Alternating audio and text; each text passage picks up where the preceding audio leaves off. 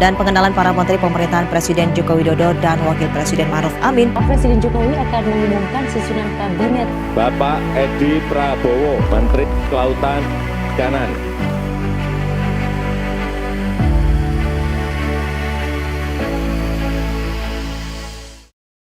Perlu lompatan-lompatan besar dalam menata ekosistem industri perikanan dan kelautan kita, mulai dari hulu sampai ke hilir.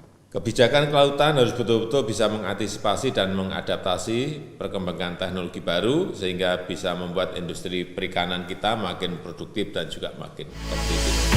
Sejak dilantik pada 23 Oktober 2019, Menteri Edi konsisten menjalankan berbagai strategi dan gebrakan guna mendorong kemajuan sektor kelautan dan perikanan Indonesia.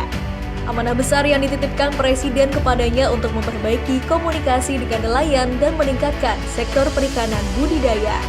1 tahun menjadi waktu yang singkat, menyusuri hampir seluruh wilayah Indonesia. Menteri Edi mencatat setiap keluhan dan masukan nelayan. Diawali dari yang terdekat di wilayah Jakarta hingga timur Indonesia tak luput dari perhatiannya.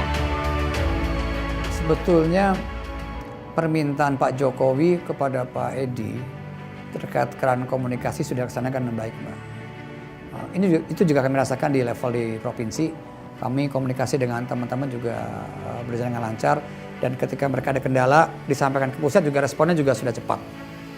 Ini sudah jauh lebih baik lah, jauh lebih baik. Jadi kalau untuk keran komunikasi, saya rasa Pak Edi sudah luar biasa. Selama 1 tahun dalam nakoda kepemimpinan Edi Prabowo, kinerja Kementerian Kelautan dan Perikanan menunjukkan capaian positif.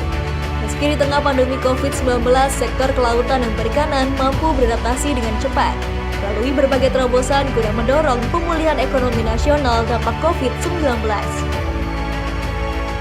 Akhir Desember 2019, KKP berhasil melakukan penyederhanaan perizinan usaha di pusat dan daerah dengan meluncurkan aplikasi SILAT atau Sistem Informasi Izin Layanan Cepat.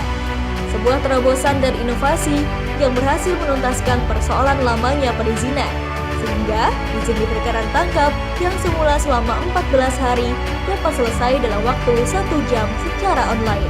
Alhamdulillah di era Pak Edi Prabowo, komunikasi kita lebih intens karena beliau sewaktu menjabat belum ada 3 bulan kami sudah diterima beliau. Kami memberi masukan-masukan, kami menyampaikan kendala maupun kesulitan yang kami hadapi waktu itu. Yang krusial itu perizinan, dan alhamdulillah beliau mendengar, dan memang setelah itu ada program SILAT ya, jadi diluncurkan program SILAT, jadi kami mengurus perizinan secara online, jadi tidak perlu lagi ke Jakarta. Alhamdulillah di masa pandemi ini kami mengurus perizinan sudah dari rumah semua.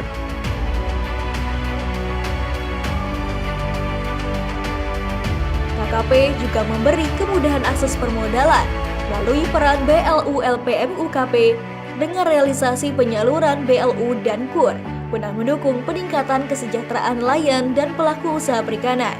Realisasi KUR sektor KP per 14 September telah mencapai 3 triliun rupiah untuk 91.781 pelaku usaha atau 100% dari target 2020 yang ditetapkan. Estimasi capaian KUR final adalah sebesar 3,5 sampai 4 triliun rupiah. Tak hanya itu, KKP juga mengupayakan perlindungan dan jaminan atas hak-hak awak kapal dan pekerja sektor kelautan dan perikanan. Asuransi nelayan, saya kasih jempol. Ini the best. Kalau bisa kita tingkatkan, nelayan-nelayan kita akan merasa secure, merasa aman karena ada asuransi. Nah ini kalau kita bisa cover lebih banyak lagi, wah ini hebat. Ini saya suka banget ini. Selain membangun komunikasi dengan nelayan, KKP terus mendorong peningkatan perikanan budidaya. Meski sempat terdampak pada awal pandemi COVID-19 yang berpengaruh terhadap perkembangan nilai tukar pembudidaya ikan dan nilai tukar usaha pembudidaya ikan yang sempat menurun, pada akhirnya mampu mengalami peningkatan. Hingga pada September 2020 ini, nilai tukar pembudidaya ikan mencapai 100,51. dan nilai tukar usaha pembudidaya ikan mencapai 100,66. Kemudian, capaian pendapatan pembudidaya ikan per Juni 2020 mencapai 3,29 juta rupiah per bulan. Selain itu, KKP juga melakukan pengembangan kawasan klaster usaha budidaya ikan yang berkelanjutan.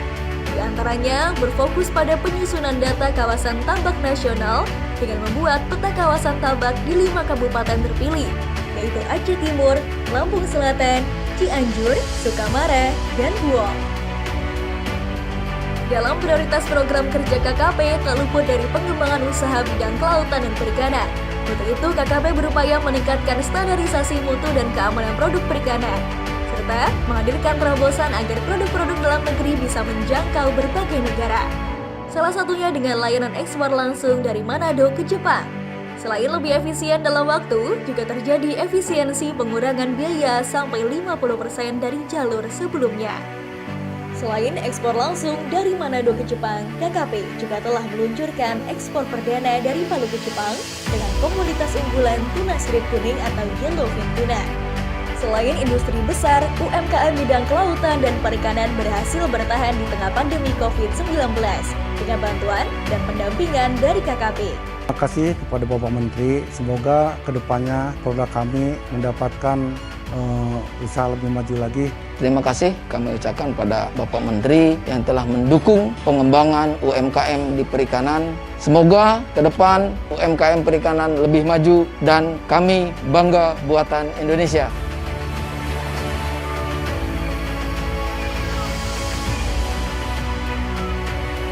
KKP juga melakukan berbagai upaya untuk menjaga kelestarian dan potensi sumber daya kelautan dan perikanan Indonesia, membentuk kawasan konservasi untuk mengelola sumber daya ikan dan lingkungan secara berkelanjutan. Selain itu, rehabilitasi mangrove sebagai upaya menjaga dan memulihkan keberadaan ekosistem pesisir dari kerusakan. Pada 2020, KKP menargetkan penanaman mangrove pada lahan seluas 200 hektar yang tersebar di 12 lokasi di Indonesia.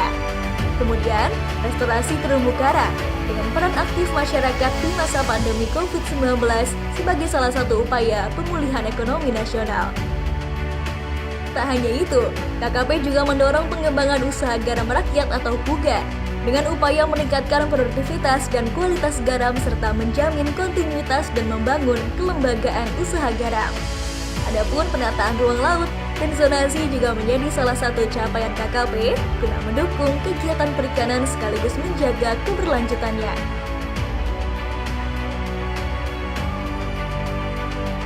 Sementara itu, para pasukan pengawas sumber daya kelautan dan perikanan terus bersiaga menjaga kekayaan negara.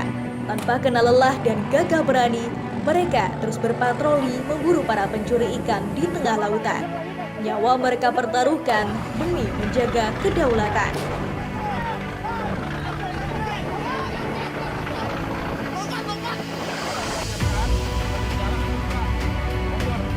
KKP senantiasa memperteguh komitmen dalam menjaga kedaulatan laut Indonesia. Untuk itu, KKP meningkatkan kerjasama lintas sektor guna memperkuat sinergi penegakan hukum, seperti dengan TNI AL, Polri, Bakamla, Kejaksaan Agung, dan instansi lainnya. Terbukti dalam 1 tahun terakhir, KKP telah berhasil menangkap 74 kapal. Seiring dengan pesatnya kemajuan teknologi informasi, KKP menyeimbangi dengan penyesuaian yang tepat, sesuai dengan kebutuhan masyarakat kelautan dan perikanan secara luas. Melalui inovasi teknologi yang bermanfaat dan peningkatan kualitas SDM yang unggul, menjadi modal kemajuan pembangunan menuju sektor kelautan dan perikanan yang lebih baik. Dalam pemulihan ekonomi dampak COVID-19, KKP juga melakukan berbagai upaya dengan memberikan stimulus ekonomi, seperti ragam bantuan melalui kegiatan bulan mutu karantina ikan tahun 2020, diberikan kepada masyarakat perikanan terdampak COVID-19 meliputi nelayan, pembudidaya, pengolah ikan hingga tenaga medis. Selain itu, melalui kegiatan Gemar Ikan, KKP juga telah menyerahkan 58.000 paket produk perikanan kepada masyarakat di 116 kabupaten atau kota. Kegiatan ini bertujuan untuk meningkatkan asupan gizi masyarakat terdampak COVID-19 dan sekaligus menyerap pasar produk perikanan UMKM untuk mendukung keberlanjutan usahanya di tengah pandemi COVID-19. Jadi ke depan saya berharap apa yang sudah dilakukan ini selalu menjadi penguatan, keterbukaan ini akan terus kami pertahankan, sehingga orang untuk berinvestasi di sektor ini sudah nggak perlu lagi khawatir akan ada kesulitan, karena semua sudah kita buka dari hulu sampai hilir, dari perizinan sampai perizinan kapal sampai perizinan ekspor, semua kita permudah.